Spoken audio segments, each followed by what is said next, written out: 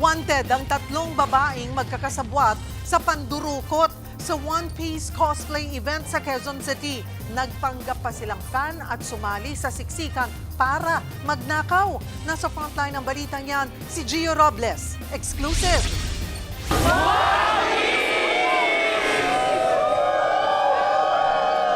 Siksikan sa isang cosplay event sa loob ng malaking mall na ito sa Quezon City nitong Martes, August 18. Enjoy sa pagkuha ng video ang uploader na si Herbert Santos. Walang kamalay-malay si Santos na ninanakawan na pala siya ng katabi. Pagmasdan ang babaeng sospek na kunwari abala rin sa pagkuha ng video. Hawak ng kaliwang kamay niya ang cellphone habang ang kanang kamay niya palihim nang kumakalikot sa sling bag ni Santos. May kasabwat pa siya na dalawa pang babaeng lookout. Suot pa nila ang sombrerong suot din ng mga dumadalo sa event. Natangay ng mga magna. Nakaw ang wallet ni Santos. Sa panayam sa News 5, sinabi ni Santos na laman ng wallet ang 5,000 pesos cash, mga ID at credit card. Hindi pa rin daw siya makapaniwala sa nangyari, lalo't maingat naman daw siya kapag nasa labas.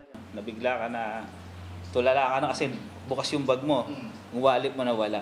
Hindi rin niya inakalang ang mga katabi niya mismo pala ang mga kawatan hanggang sa mapanood niya ang kanyang video pag uwi niya sa bahay. Tila hindi pa raw nakontento ang mga sospek nang makuha ang kanyang wallet. O hindi pa po sila umalis nun eh. Kasi ang nakuha lang po nila wallet. Parang hiniano pa nila na wala pa yung cellphone, wala pa yung mga ano. Hindi po pa sila agad umalis nun eh. Napansin din daw ng biktima na tatlong babae ang sunod ng sunod sa kanya bago siya manakawan. Bali po, nakikita po sa video na hindi na po pala isang beses ako sinundan.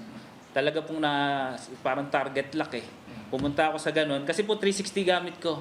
Kaya po habang naglalakad ako, nakikita ko na nandun sila sa likod ko. Pumunta ako sa gawin doon, nandun sila. Pumunta ako sa gawin doon, nandun sila.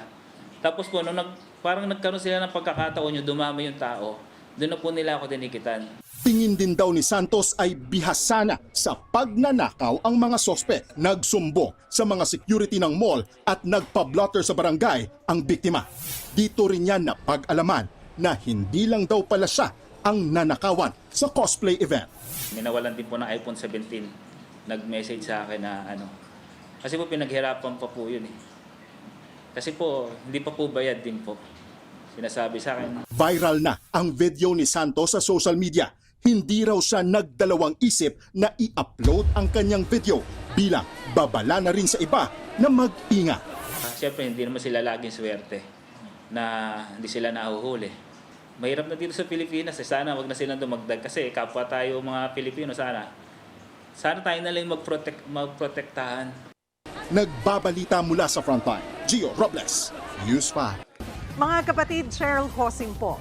Maging maalam at may pakialam sa mga napapanahong issue at headlines. Mag-follow at mag-subscribe na sa social media pages ng News 5.